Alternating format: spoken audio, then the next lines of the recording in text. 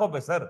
लेकिन मुझे एक बात बता दें, फिर तो ये मान लिया जाए ना कि उधर भी तर्ज अमल ये था, इधर भी तर्ज अमल यही है, तो बात तो कोई नहीं नहीं रहा। तो नई बात तो है भी नहीं ना मुनीर साहब, देखें नई बात है भी नहीं। अब हम्म। तीन सूबों में पीडीएम की हुकूमत है, एक सूबे में पीटीआई की हुकूमत, जी तो लामोहला आप खुद भी समझ सकते हैं कि जो हुकूमत होती है वो हमेशा हुकूमत ही होती है, बेशक वो ताकतवर हो या कमजोर हो। ठीक सर, है, तो ठीक है, वो पॉइंट उसका टेकन। काम है केपीकी की हुकूमत को दबाना, और जाहिर बात है उनके बारे में बातें करना, ये तो सर, एक पॉइंट ऑब्वियस टेकन शाह साहब। पॉलिटिक्स है ना। ये इसी तरह मुनीर भाई, हमारे इधर पाकिस्तान में पॉलिटिक्स इसी तरह होता है। ठीक है सर, पॉइंट टेकन। मुझे जरा बता दें, चलें, ये तो सूबाई मामला था। ये दोहा कॉन्फ्रेंस हुई, बड़ी बात की गई थी कि हम अब एक पैगाम देंगे, यकजहती का पैगाम देंगे। डिप्टी वजीर आजम असद डार साहब का भी इससे पहले एक पैगाम दिया गया कि मुस्लिम नेटो बननी चाहिए, ये होना चाहिए। कुछ क्या पैगाम दिया गया, इसका क्रस क्या था? मैं देख रहा था आपने भी इस पे काफी तनकीद की है। देखिए मुनीर साहब, बात यह है कि मुस्लिम उम्मा की जहां तक बात कर रहे हैं, तो उसकी तो सूरत हाल इतनी अफसोसनाक है, दिल खून के आंसू होता है। जिस तरह फलस्तीनी मुसलमानों का कत्लेआम किया जा रहा है, उनको बिल्कुल ऐसे शिकार किया जा रहा है जिस तरह जानवरों का शिकार किया जाता है। एक बोरी आटे की फेंक के 10-10 बंदों को उड़ा दिया जाता है, बच्चों को उड़ा दिया जाता है, बूढ़ी माओं को, बूढ़े माँ बाप को उड़ा दिया जाता है, सिर्फ एक रोटी की परेशानी के लिए, उसकी जरूरत पूरी करने के लिए वो कितना रिस्क लेते हैं। तो जिस तरह से फलस्तीनी मुसलमानों के साथ जुल्म हुआ, और ये अहले अरब सारे खामोश बैठे रहे हैं, उनकी मर्जी से ये सब कुछ होता जा रहा है। और आप देखें कितनी अजीब बात है, हम इस मॉडर्न दुनिया में जहां पर हम बात करते हैं कि दुनिया इतनी मॉडर्न है, कि इससे पहले दुनिया इतनी मॉडर्न नहीं थी, उसके अंदर आप तस्वुर कर सकते हैं कि एक हम्म। एक हिस्सा, एक मुल्क ऐसा भी होगा जहां पर लोग कैद से और भूख से मर रहे होंगे। तो ये मैं समझता हूँ इतने अफसोसनाक हालात थे। इतने अफसोसनाक हालात के अंदर ये सारे जिन्होंने, कतर ने, सऊदी अरब ने, यूएई ने और अरब ममालिक ने जो साथ दिया है इसराइल का, पसे पर्दा वो मेरा ख्याल है हम किसी से छुपा नहीं है। सही। लेकिन सूरत हाल बड़ी अजीब हुई कि जिस वक्त ईरान के ऊपर अटैक हुए, सारे अरब ममालिक खामोश रहे। और अब एक ऐसे वक्त में जब इसराइल के मसले को हल करने के लिए, फलस्तीन के मसले को हल करने के लिए हमास के साथ एक मीटिंग जारी थी, तो वहां पर इसराइल का अटैक कर देना, और एक ऐसे मुल्क के ऊपर अटैक कर देना जहां पर अमेरिका के फौजी अड्डे हैं, और सबसे बड़े अमेरिका के फौजी अड्डे हैं, और उस कतर की हिफाजत का जिम्मा भी अमेरिका ने खुद अपने हाथ में लिया हुआ है। उसके बावजूद वहां पर मिसाइल हमले कर दिए जाते हैं, वहां पर हमास के बंदे और कतर के लोग शहीद हो जाते हैं। तो उसके बाद फिर कतर का एक मौकिफ सामने आना चाहिए था, एक मुस्लिम उम्मा को क्यों समझ खामोश है आनी शाह चाहिए थी साहब? कतर कि खामोश आज क्यों है? आज आज वो जिस जिस चीज को वो प्रोटेक्ट करते जा रहे हैं, कल वो जिन उनको भी खा जाएगा। शाह तो साहब, इसका कतर अमली खामोश मुजाहरा क्यों हमें है? नजर ये आया। समझ समझ समझ से बालातर है कि अगर कतर की मैं बात करूं, कोई ऐसा मुल्क होता जो भूला बिसरा होता, जिसके पास कुवत नहीं होती, ताकत नहीं होती, बात समझ आती है। लेकिन कतर अभी खामोश है, सिर्फ गुफ्तगू हो रही है, डोनाल्ड ट्रंप से मुलाकातें देखिए हो इनके रही हैं। मुफादात जुड़े हुए हैं मुनीर भाई, इनके मुफादात जुड़े हुए हैं। गजा में जो वेस्ट बैंक के ऊपर एक कमर्शियल हब बनने जा रहा है, उस कमर्शियल हब के अंदर कतर पेश पेश है, उसके एलएनजी के मामलात हैं वहां पर। सही। तो कहीं ना कहीं अरबों के मुफादात इसराइलियों से और अमेरिका से मिले हुए हैं। दरपर्दा होता क्या है कि जो चीज इनको थोड़ी सी परेशान करती है, वहां पर ये अमेरिका का नाम ले लेते हैं कि अमेरिका हमारा स्ट्रेटेजिक पार्टनर है, और सबको पता है अमेरिका स्ट्रेटेजिक पार्टनर है। तो अमेरिका का लेप अलग बच्चा कौन है? इसराइल हम्म। अमेरिका का एक नाजायज बच्चा है, जिसकी वो बिल्कुल इतनी खुल के हिमायत करता है कि वो किसी कानून को, किसी चीज को, इंसानियत के हकूक को कुछ भी नहीं देखता। आप देख लें, ट्रंप ने कहा जो मुझे तो पता ही नहीं लगा, वो उन्होंने पहले अटैक कर दिया, बाद में। ये मुमकिन है कि ट्रंप को पता ना शाह हो साहब। कि अटैक हो रहा है, और जो है वो उसको रोक ना सकते हो? तो उसके ऊपर आकर सारे अरब ममालिक को एक बहुत ठोस किस्म का मौकफ देना चाहिए शाह था। साहब, ये देखें बात आज मैं आपकी दुरुस्त है। समझता मुझे हूँ, एक चीज प्लीज आज ऐड कर दें। मुस्लिम उम्मा में हमेशा अरबों के ऊपर, अरब जो अपने आप को कहते हैं कि हम अजमों से भी ज्यादा जो है ना वो बेहतर और मजबूत लोग हैं और सही लोग हैं, हम सही मुसलमान हैं जो इस वक्त मुस्लिम उम्मा को लीड कर रहे हैं। तो मुस्लिम उम्मा को लीड करते हुए उनकी फलस्तीन के टाइम पे उनकी टांगे क्यों कांपती हैं?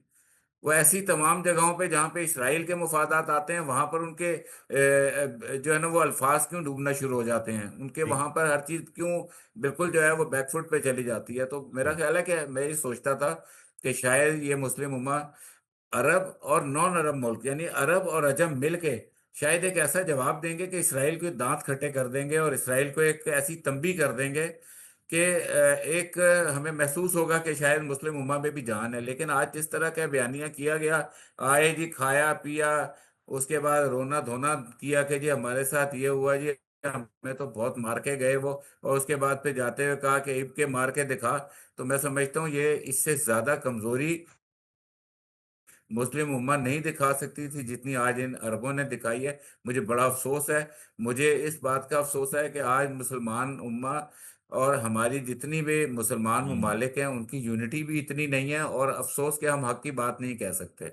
शाह साहब मुझे एक बात बता दें, यूनाइटेड नेशंस के इजलास हों उसमें हम देखते हैं कि पाकिस्तान तनकीद करता है, खुल के तनकीद करता है। ओआईसी के इजलास हों या इस तरह के इजलास हों, तनकीद हम कर देते हैं, कुछ दिनों का वायरलिटी भी क्रिएट हो जाती है, मीडिया में चंद अखबारात में उसकी खबरें भी लग जाती हैं, लेकिन इससे ज्यादा उसका कोई असर नहीं है, इम्पैक्ट नहीं है।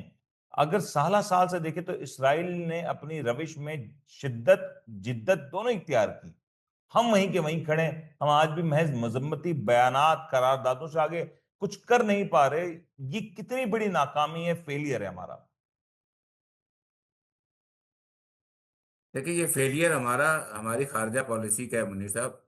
मुझे कहने दें और इस बात को बिल्कुल बरमला कहने दें कि देखें, आप मुझे एक बात बताएं। आप हमारे वजीर आजम खिताब करते हैं, हमारे सदर खिताब करते हैं, हमारे सियासी लोग खिताब करते हैं, वो कहते हैं जी हम कश्मीर की सिफारती और इखलाकी हिमायत जारी कर रखेंगे। भाई ये सिफारती और इखलाकी हिमायत क्या होती है? जबान से आप जारी रखेंगे? आप मुझे बताएं, आप खुद मुजम्मती बयान जारी करते हैं, आपके अपने कई दफा होता है, कई फलस्तीनी मुसलमानों के साथ जो जुल्म हो रहा है, उनकी सही। जो नस्ल कुशी हो रही है, उसके ऊपर आप भी कई दफा लिखते हैं। लेकिन आप मुझे ईमानदारी से बताएं कि आप किसी चौक के ऊपर फलस्तीन का झंडा लेकर खड़े हो सकते हैं? क्या आपको ये अंदाजा नहीं है कि पुलिस आपसे फलस्तीन का झंडा ले लेगी और आपको एहतजाज नहीं करने देगी? कितनी हम्म। दफा हमने देखा है, सेनेटर मुश्ताक जो साहब सेनेटर थे, जो इस वक्त आपको पता है वो फ्लोटेला के साथ हैं इस वक्त, ठीक है, तो फलस्तीन में वो किश्ती पे जी। बैठे हुए हैं, उस वक्त जा रहे हैं वो उधर इमदाद लेकर, जी। वो एक बहुत बड़े काफिले के साथ। तो वो जब देखें कि वो जब फलस्तीन की जबानी बात करते हैं या अमली तौर पे आकर वो फलस्तीन के हक में बात करते हैं, तो उनको नहीं किया करने दिया जाता। तो ये हर जगह पे ये मुनाफिकाना रवैया मुनासिब नहीं है। ये जो आग जो हम देख रहे हैं ना, जिस आग को देख के हम हम्म। यहाँ पर बैठकर तबसरे करते हैं, ये आग कल हर मुस्लिम मुल्क को खुद एग्जैक्टली। अपनी लपेट में लेगी। एग्जैक्टली। लेकिन शाह साहब, जहां हम इसराइल की बात करते हैं तो वहां पे एक और इसराइल के नाजायज बच्चे हैं, हिंदुस्तान की बात भी कर लेते हैं।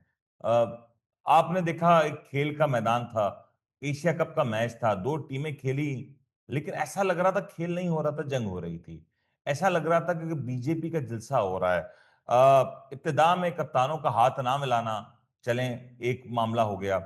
उसके बाद मैच का इख्तिताम हुआ, तो फिर इंडियन टीम का छुप के इस तरह से अपने ड्रेसिंग रूम में बैठ जाना जैसे वो किसी बंकर में छुप के बैठे हुए हों और बराबर में उनके रफेल गिर रहे हो।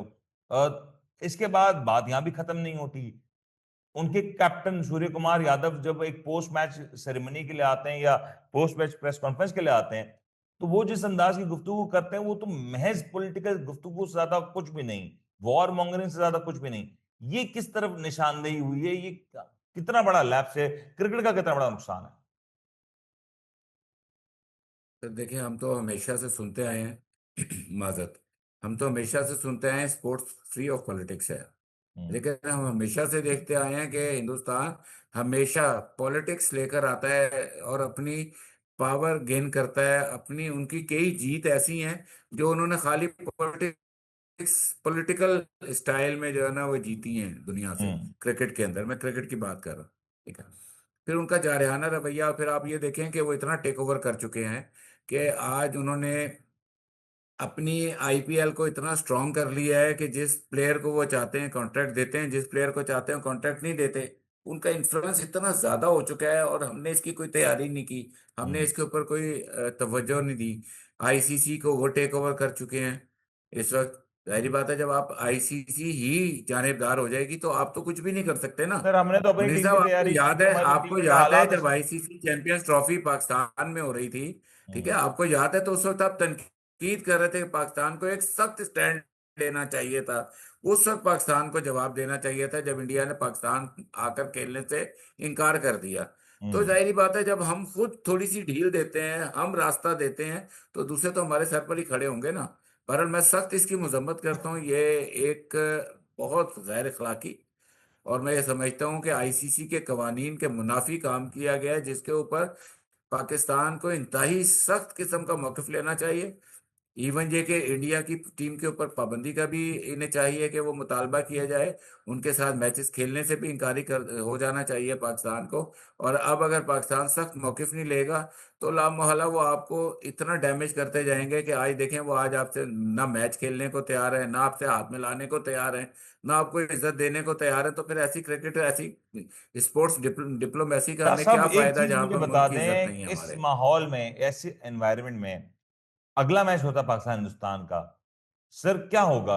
ये गमो गुस्सा शायकीन में जाएगा, ये रेसिप्रोकेट होगा ऑडियंस में, स्टेडियम में लोग बड़ी तादाद में मौजूद होते हैं, वहां एक रिस्क फैक्टर हो जाएगा। ये एडवाइजरी लोगों शायकीन के लिए तो वहां की हुकूमत ने जारी कर दी कि कोई इस तरह के काम नहीं करेगा, लेकिन क्या ये एडवाइजरी के अमन अमान की सूरत हाल को कुछ चैलेंज नहीं करेगा, कोई ऐसा भड़काऊ बयान नहीं देगा? क्या ये हिंदुस्तानी प्लेयर पे लागू होगा या नहीं होगा, या महज वहां पे ये सारे मामला खामोश हो जाएंगे? देखिए, ये जो कवानीन है, ये बेसिकली तमाशाइयों के लिए लागू किए गए हैं, जो कुछ टाइम के लिए लागू किए गए हैं। ये कि तमाशाई आपस में कोई हल्ला गुला ना करें, या स्टेडियम के अंदर कोई बलवे ना हो, लड़ाई झगड़े ना हो। लेकिन मैं आपको फिर दोबारा बता रहा हूँ कि इंडिया इस वक्त अपने आप को एक ऐसे सफेद हाथी, बदमस्त हाथी की तरह समझ रहा है कि वो जो चाहें वो करें, वो उनकी इजारादारी है। और उसकी वजह सिर्फ ये है कि उनको आईसीसी से फुल आशीर्वाद है, उनको अपनी हुकूमत की तरफ से फुल आशीर्वाद है।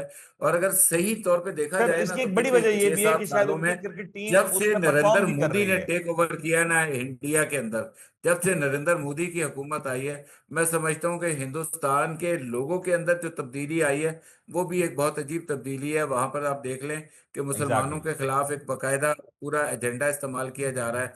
तो वो उन्होंने वो एजेंडा जो वो अपने मुल्क के लिए इस्तेमाल कर रहे हैं, अब वो इंटरनेशनल क्रिकेट में पाकिस्तान के लिए भी इस्तेमाल कर रहे हैं। और फिर मैं दोबारा कहता हूं कि हमारा पाकिस्तान के जो बोर्ड है, क्रिकेट बोर्ड, उसको इंतहाई सख्त मौकिफ लेना चाहिए। हमारी हुकूमत को बहुत सख्त मौकिफ लेना चाहिए। सर और साहब किसी एक भी एक जगह पे चीज हमें और भी है ना, इंडिया के प्लीज खिलाफ इसके ऊपर। लचक का मुजाहरा नहीं करना चाहिए। सर साहब एक चीज इसमें जरूर अहम है, एक जानब हम बात करते हैं बोर्ड की, क्रिकेट की, सर खेल की बात भी तो करनी चाहिए ना। साला साल से हम देख रहे हैं कि इंडियन क्रिकेट टीम बड़ी मजबूत नजर आई है, और बरक्स पाकिस्तानी क्रिकेट टीम, आपको सियासत, पॉलिटिक्स, मतलब मिसमैनेजमेंट, कोई ऐसी चीज नहीं है जो आपको पीसीबी के अंदर नजर ना आए, पाकिस्तान क्रिकेट टीम में नजर ना आए। हर चीज के ऊपर मेरिट का कत्ले आम किया गया।